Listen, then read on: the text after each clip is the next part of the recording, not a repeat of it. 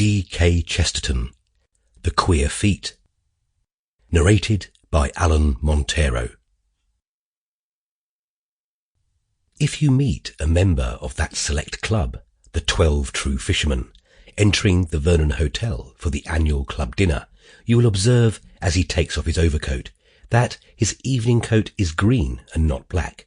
If, supposing that you have the star-defying audacity to address such a being, you ask him why, he will probably answer that he does it to avoid being mistaken for a waiter. You will then retire crushed, but you will leave behind you a mystery as yet unsolved and a tale worth telling.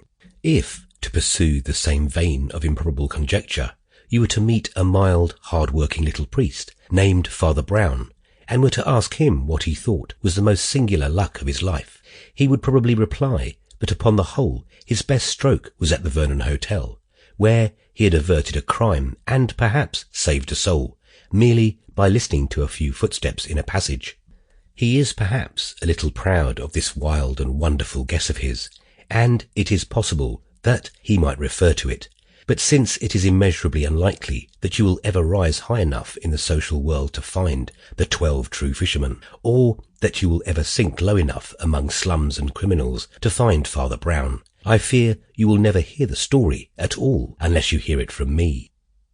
The Vernon Hotel, at which the 12 True Fishermen held their annual dinners, was an institution such as can only exist in an oligarchical society which has almost gone mad on good manners.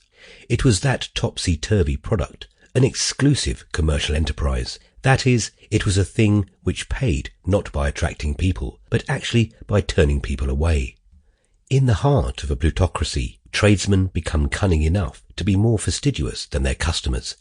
They positively create difficulties so that their wealthy and weary clients may spend money and diplomacy in overcoming them.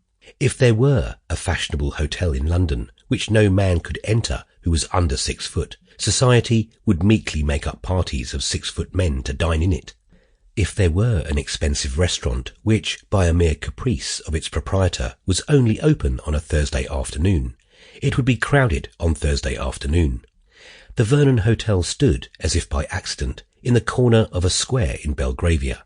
It was a small hotel, and a very inconvenient one, but its very inconveniences were considered as walls protecting a particular class.